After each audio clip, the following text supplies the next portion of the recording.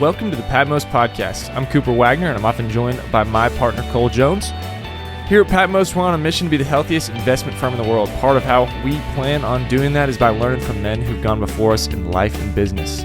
So I hope you enjoy these conversations, and thanks for listening in. If you find them helpful, we would love to hear from you. Follow us on YouTube, Instagram, Twitter, or just shoot us an email, which can be found on our website at patmoscp.com. Well, welcome back, episode 2. And today, I mean, like I said, and like you heard in that intro, we're gonna be interviewing a bunch of people on here. But before we jump to other people, I was like, why don't we interview the man, the myth, and the legend that we have in front of us? And so today we're gonna really talk about Cole, and we're gonna ask him this main question: what made you decide to start a business at 25? Because I'm sitting here, we're both, you're 27 now? 27. I'm 26. So did you start a business at 26? 25. I was turning 26. Wow, you barely made that I cut, barely boy. made it. So you started a business at 25, and we're sitting here a year and a month later, and you're 27, I'm 26, and we have a legitimate business.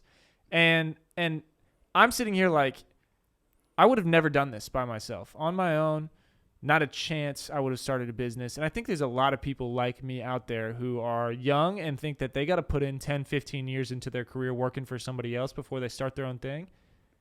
And I think that's a bad perspective. And so I honestly just want you to kind of speak. I want you to just go off on why you started a business when you're 25. Man, there's a lot I can go off on. I think one is, you got to figure out who you want to be in life.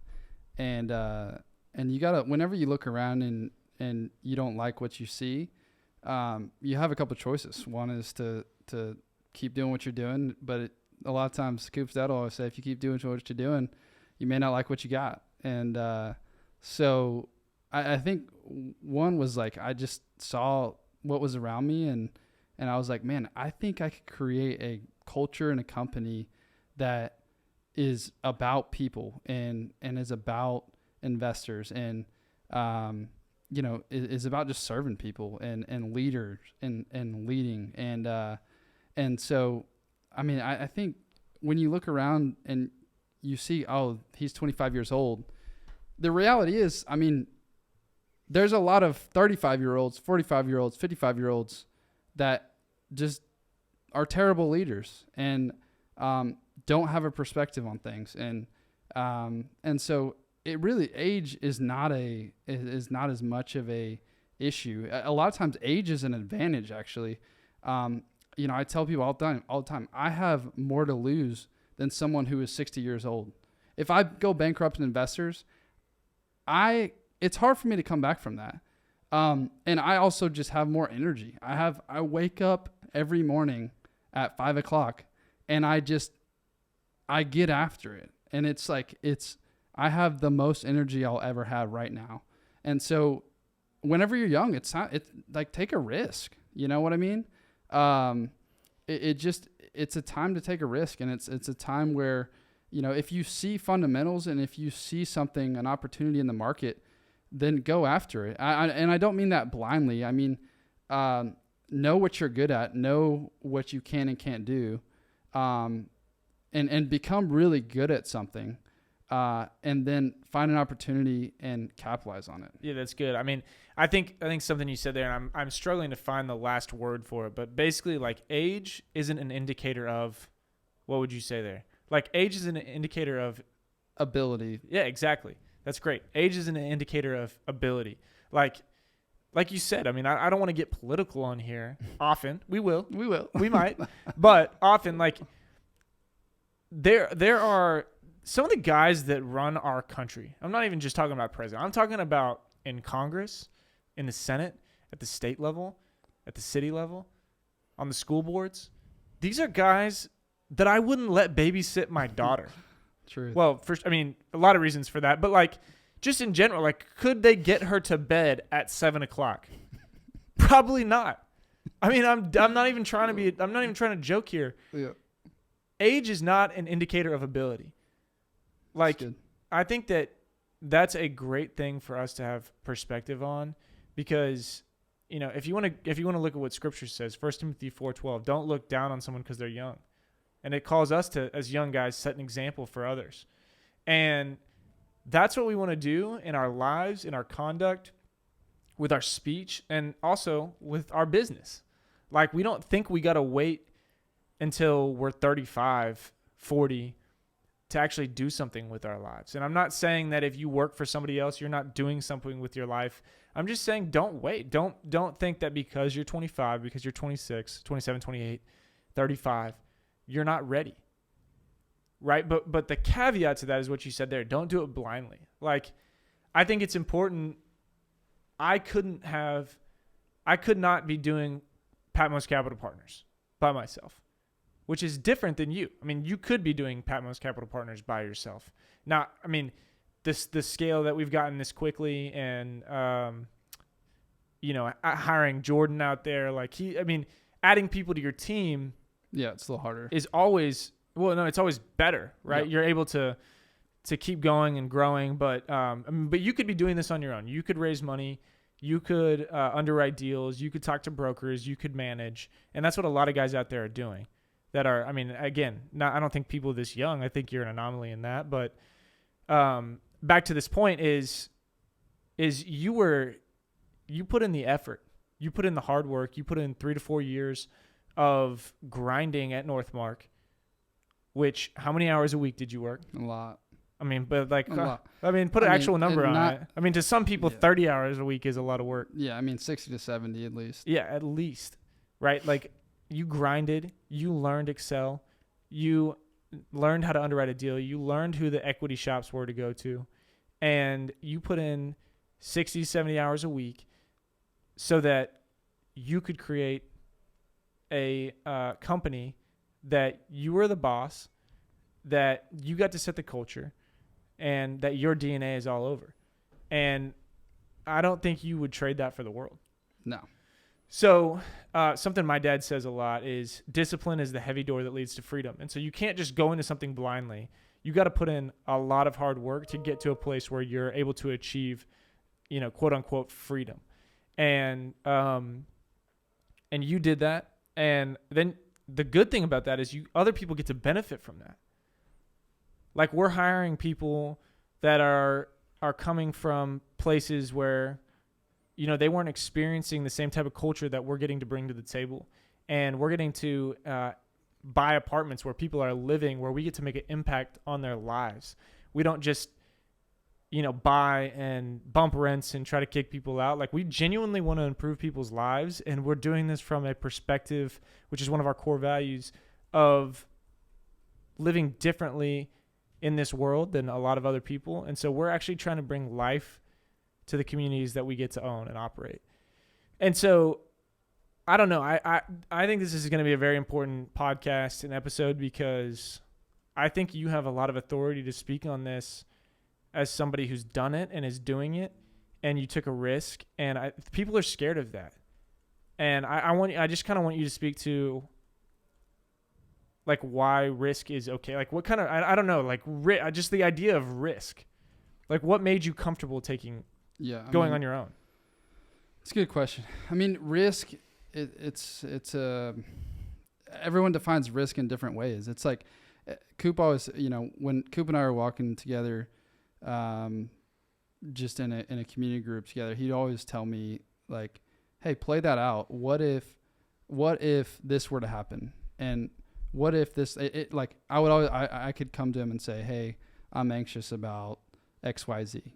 And, you know, if I said, hey, I'm anxious about this deal not going through and us not raising the money. Well, what if that didn't happen? You know, what if you lost $100,000 of earnest money? And what if the deal went bad? I mean, there's a lot of what ifs in life, and there's a lot of things that are going to happen in life that you can't control. And there's going to be a lot of setbacks in life. But the reality is like, if I just keep moving forward, keep taking a step in the right direction, and continue to surround myself with people who who just encourage me day after day, spur me on, and make me a better man, it's going to work out. And, you know, at the end of the day, like, you may start a company at 25 and it may go bankrupt in 4 months. And I was told, I went and told the CEO at Northmark, I was like, you know, I'm going to do this. And I literally told him, hey, I always know Walmart is hiring if I end up screwing this up. And I could literally go bag groceries at Walmart, and that'd be fine. My family could survive. Like, there's not a lot to lose right now when you're 25 years old, other than your reputation. I will say your reputation is the biggest thing. So that's what I would say when I speak to risk, but I also want to speak to just, I think the reality is sometimes we just overthink things. And I think a lot of times most every time investing is about finding the facts. If you do the diligence to find the facts about the situation, about the deal, any deal, like, I want to find how like, the details matter. Like, how many parking spaces are there? Okay, how many of those spaces could I get reserved parking from? How many of those spaces could I get covered parking from? Like, how many washer and dryers are there? Like, find all the facts about every deal. Find the, you know, for our situation, we buy apartments. Go shop all the comps in the market. Like, I would never buy a deal if I didn't shop the comps. Go see what the other people are charging. Like, it's not, real estate specifically is like the opposite of rocket science. Like, find all the facts about the situation and make judgment calls on the facts. Now, I will say some people really are terrible at making judgment calls. Probably shouldn't start a company if you're terrible at making judgment calls. But I'll just say, I mean, use your judgment and find all the facts about the situation and make a judgment call. And it sounds stupid, but if you can make judgment calls if you can make those right more than you're wrong, then you'll be a successful investor. And so, I don't know, I just simplify it by saying those things. Now, a lot of a company is leading people, is caring about people. There's a lot of soft skills within that. A lot of that, you know, with Cooper and I, that comes from who we are as believers. And I think that's just natural for us to just literally just care for people and do that out of our hearts and in a way that's, you know, personable. And, you know, we definitely don't do it perfect, and we lead out whenever we don't do that perfectly. But yeah, I mean, those are the things. That's a long way of saying. I think that's a lot of what I said. Yeah, risk is different to everybody, and what do you have to lose? I mean, I love that principle of like, dude, I could go back. I think people just think they're above certain things, yeah, and they don't want to risk their cushy $50,000. I don't know where you live, $50,000 to $75,000 job straight out of college, where you're single, you're able to live in a cool apartment and flex on people at the pool because you work out. Yeah, I mean, I don't even know, but like, we aren't above anything. No, like, buying apartments is not that glamorous. It sounds cool to drive by it and be like, oh, we own that, but like, that means we're dealing with people who don't pay rent, who trash the apartments, who bash holes in walls, who, you know, just, I mean, it's not that glamorous. And we're then also in charge of stewarding our investors' money. They're trusting us. And, you know, we have a lot more to lose than somebody who bags stuff at Walmart or who's flipping burgers at McDonald's. That's a cushy job. You don't have to worry about a thing, right? But people think they're above that because it's not glamorous. It's not valued in our society, but those jobs are valuable. Those jobs are important. They keep the fundamentals of the economy going. Like those, I mean, maybe not the guy who flips burgers at McDonald's. Like, it's important, but it doesn't keep our economy going. But like those types of blue collar, day in, day out jobs, we're not above that. And if we don't steward our lives and our investors' money and our time well, we will be doing those jobs. And that's a risk we're willing to take. And I think more people should be willing to take. right? You're not that cool because you work as an analyst at some shop, right? You're not that cool. And we're not that cool because we started a company. But I think why I want to do this episode with you is because it is really cool that at 25, you took a risk and you were willing to put your neck on the line and your reputation on the line because you put in the hard work. And I think what we want to do in this is not shame people for not doing it, because everybody is in a different season of life. Not everybody can start a company. Not everybody's wired like you. But I do think there are more people out there who are wired like you that just don't understand that it's not that big of a risk. I mean, it is in one sense, and it's not in another. Like, what do you have to lose? Go for it. Like, you're young, you got energy, go for it. But again, caveat, like, spend time getting excellent at something. So, like, I think about myself. Where do like I come into this picture with Patmos, and how am I 26 and helping you start a company? When I think about skills that I can bring to the table, right? Like I grew up watching my dad build a company. Like he took something that started with 5 people, or even less. I mean, it started with a few families with kids who were busy, who had lives, who had jobs, and he cast a vision. He and he ended up building something. He led a team. He hired people well. He continued to cast vision. I mean, one thing that I don't know who this is original to, but somebody said, like, vision leaks, right? Like if you look at a bucket and in that bucket there's holes at the bottom, like as soon as you dump water into it, that water is going out. And so the people that are under you, whether it's investors or employees or anybody, like, you got to continually be casting vision to them, or that thing is not going to grow, right? That vision is going to drain out, it's going to leak, and people are going to start to go back to the defaults of their own preferences and their own laziness and, whatever, because we're all wired like that. But when you are the leader of something, you got to cast vision and you got to continually do that. And so where I think I come in is just I've gotten to watch something turn from nothing to something amazing, right? From 5 people to 20,000 in under 20 years is no small feat of accomplishment. And I got front row to, world-class leadership,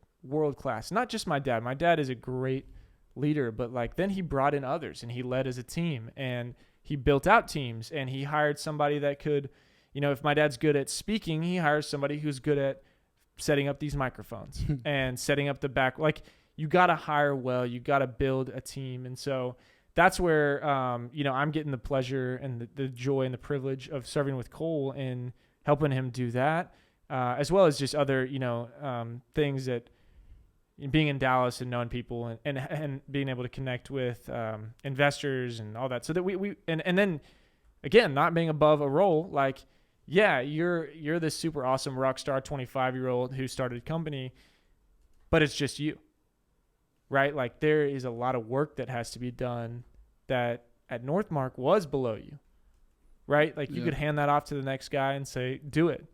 But I love what Chuck Anderson says, who we will definitely have on this podcast, is like when he started his company, he was like, hey, I'm going to set this down and the next person will pick up the work. And he would sit down on his desk and realize the next day it was right there for him to do, right? Like, you got no backup. And so while you start, man, you are not above any task. And I think that's what makes great leaders, is people who never get above those tasks, right? That can do the task that a admin or associate or analyst would do. And they're now the big CEO, like a CEO that still does those when the time calls that's what makes a good leader. That's good. Changing light bulbs. Yeah, changing light bulbs, stacking chairs, whatever it takes to continue to lead and cast vision and be a servant. I think that's what sets leaders apart. So it's good. The other things I would add to, we said this in our year-end letter too, but we say this all the time: know who you are, like who you are, and be who you are. And those things you have to know who you are when starting a company. You have to know your strengths, your weaknesses, your pitfalls. And, Coop and I talk about this all the time, but I think what can make it when you see a lot of great companies. Apple is one. We talked about this, but you see someone who you have a visionary, and you see someone who is an executor, and those two things are really, really important when you're talking about scaling a company and actually becoming, a company that is just flourishing. And I would say Coop and I have those two things, have those, character traits in us. I'd say I'm a little bit more on the visionary side. Coop's always like, hey, let's bring it back down. Let's understand what we're doing here. We got 3 deals under contract. We're not, going public next year. And about a week into our not a week. I mean, I was on the company. I mean, Cole, not to get into another tangent, I'm big on rabbit trails, but Cole is also an amazing teacher. And so to be a good leader, you got to be able to teach people, and that comes with casting vision. But I wouldn't know a thing about real estate if it wasn't for Cole and him challenging me, him pushing me to take courses, and then literally day in, day out, showing me what different things mean. And like you said, it's not rocket science. I've picked it up fairly quickly, but I don't even begin to imagine that I have all the answers, which is why this podcast will not just be me and him. It'll be a lot of older people who, even though their age doesn't prove their ability, they and their character and their track record does speak for a lot of it. And we're going to have some really fun guests on, but we're maybe 2 months in, and Cole's like, all right, so we're going to buy, X thousand amount of units. I don't remember what number he said. And then I see us, putting those all up in a portfolio, selling it off to, or tying it all up in a REIT, and then probably IPOing. And I was like, IPOing? I was like, IPOing? What do you mean IPOing? I didn't even know what IPOing was. I didn't even know it was possible for a normal person to IPO. I was like, do you IPO? Do they buy stock in you or what? Like, what? IPO? You got to bring that back down a little bit, brother. We're 2 months in. We got 202 units. We're literally officing in my bedroom. We're literally in Cole's bedroom. The corner office. His son is going to get here in about 7 days, crying our ear off. And I have to go home and work from my bedroom. So, I mean, I was like, dude, IPO. That's rich. What is this? So, anyway, sorry, keep going. Executor. So, visionary and executor. I think you really need that in a company. The other couple of things is save up 6 to 12 months of income. If you're going to do this, have something where you can live off of, especially if you have a family. That's just something that I would strongly suggest doing, and stop living a life that, you have to impress everybody by your Escalade. Like, no one really cares. So save up some money. But don't buy a Volvo. Don't. Look, Coop dog is on my Volvo. Cole's got a Volvo, flat tires, and I will say, this is probably the Indian, not the Arrow, but it's tainted my view of Volvo. And Volvo, I'm sorry, if you want to advertise on here, we would allow that. But this guy, you may want to pay him not to drive your car. Like, quite honestly, I feel like I have 2 wives, because I get a call from my actual wife, who calls me and says, hey, my keys are locked in the car. You need to come home. Oh, okay. Yeah, that's fine. It's annoying, but it's fine. I'll do it. I love you. I also get into work, and some random car pulls in behind me. It's Cole. Whose car are you driving? Well, this is Bert's, our buddy. I'm like, why do you have Bert's car? Well, I got a flat tire. The week after, he got another flat tire on the highway. The week after, he ran out of gas on the way back from Abilene. I'm like, dude. Anyways. Tangents, but I just think it's worth noting. No one should drive a Volvo. Anyways, you were talking about how live under your means. Yeah, just live under your means. No one really 20 to 30s, like, no one really cares what you drive, where you live. Who cares? And then also what I would say is, if whenever you're starting a company, like when you feel like your hair's on fire and you really just get pressed, that's when you know who you are, and that's when you learn the most. And, for example, the first deal, I was like, it's just, you're just sweating, and you're like, literally, if this deal doesn't close in 2 months, I'm back to where I was. I only have, 8 more months of income.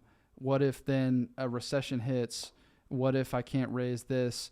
And all I'm saying is really just put your feet to the fire, and you'll figure out who you are, and you'll become better. You'll become more details oriented. You will sweat your craft, and you'll really understand. You'll literally like know your business backward and forward when you're, when everything is on the line. So that is something that we've both been beneficiaries of by starting this, because we have a lot of, our families, we're providing for our families here. So that's one thing I'd say. And then, to add to that, just get uncomfortable. And then also one thing that we're focused on here at Patmos is just talent. And for those of you, look, at the end of the day, starting a company isn't for everybody. And like Coop said, we're not trying to shame anybody for not starting a company. The reality is, like, some people either don't have the desire, the energy, or they just don't want to be like that quarterback. But the reality is not everyone needs to be a quarterback. Like, you just have to know who you are, like who you are, be who you are. And so, this is, if we just mark this podcast and we're like, we look up in 30 years and see Patmos blow up, it's literally because we're going to create a culture and hire talent, and we're going to create a team, and talent is everything. And so if you don't want to start a company, latch yourself onto a company that understands that understands how to lead, that understands how to build a culture. And so that's everything. So that's kind of what I would leave it with. Yeah, I think that's a great way to close. I mean, it's who you work for. I mean, like, if you really think about it, like, you're at work more than you're at home almost. Like, you take out sleeping, and we're here 9 hours a day. And then we both got kids. We're with our kids a few hours a day before they go, different seasons of life are different amounts of times with your kids, obviously. But, like, young kids are going to bed at 7 o'clock. Like, we're going home, and then sometimes there's a little more work to do after. Other times you just spend the whole night with your wife. Sometimes you go on a date, hang with friends, whatever. But, like, your work, the way our culture is set it up, is so much of your life. It can't be your identity, but it is a lot of your time. And so who you work for and the culture you work in is going to determine, like, a lot about your contentment. And ultimately, like, I don't want to overemphasize that, because, like, ultimately your contentment cannot be found in your work. Your identity cannot be found in your work, or you're always going to be led to disappointment and letdown. But, like, a happiness, like temporary happiness, is important, right? Like, there's joy that goes beyond that comes from foundational principles about what you believe. But happiness, like, is important. And you are not going to be happy and then ultimately not find joy. And you're going to be just bogged down if you work for a company where you don't align with their values, you don't believe in the mission, and that maybe is just like a toxic culture. They expect too much of you, too many hours, don't pay you enough for the caliber of employee you are. Whatever it is, like, you can't stay there. That's ultimately, like, what I think we want to challenge young people with, is, like, don't be so dependent on a paycheck that you're willing to sacrifice happiness. And if happiness and joy is found in working for somebody who aligns with what you believe and something you're passionate about, and, like, do that. That's, like, do it and work hard, and be excellent in what you do. But if you're, like, struggling to find that, like, something my dad always said is, instead of cursing the darkness, like, light a candle, right? Which is a powerful way to say it. Like, we're not going to just sit here and complain all day. Everybody can complain. Do something about it. Like, if there's not a multifamily investment firm that you've interacted with that you're like, I would be pumped to work for that guy, start it. And that's what you did. And I think there are some guys in this space specifically that you'd work for that we respect, that we'll interview on here. But, that's ultimately the principle. Like, man, don't be scared. Don't live in fear. Don't think you're too young. Get good at a craft. Find people you love and enjoy and love to be around, and start something and see what happens. Let's go. So, man, hopefully, again, we're early in this, and so we're saying this more than we probably should, but hopefully this is helpful. drop a comment, follow us, subscribe, email us. We'd love to connect with you and hear if this was helpful. People you think we should interview. We do have a list of people that we think will be really, really helpful and engaging, but always open to suggestions and ideas, as we don't know everybody. So we'd like to know everybody. We'd like to know you. So, we get to know us. And if you invest in real estate, you can head to our website, click invest with us, log into our portal, see what we got cooking. I think this is going to be really helpful for people, dude. And I'm excited to continue rolling and seeing where this company goes. So, and I know we kind of gave our final word, but any final thing? No, I'm excited. Thank you guys for the time. All right. Well, you guys, hopefully you enjoy your week, and we'll catch you next time. All right. Peace.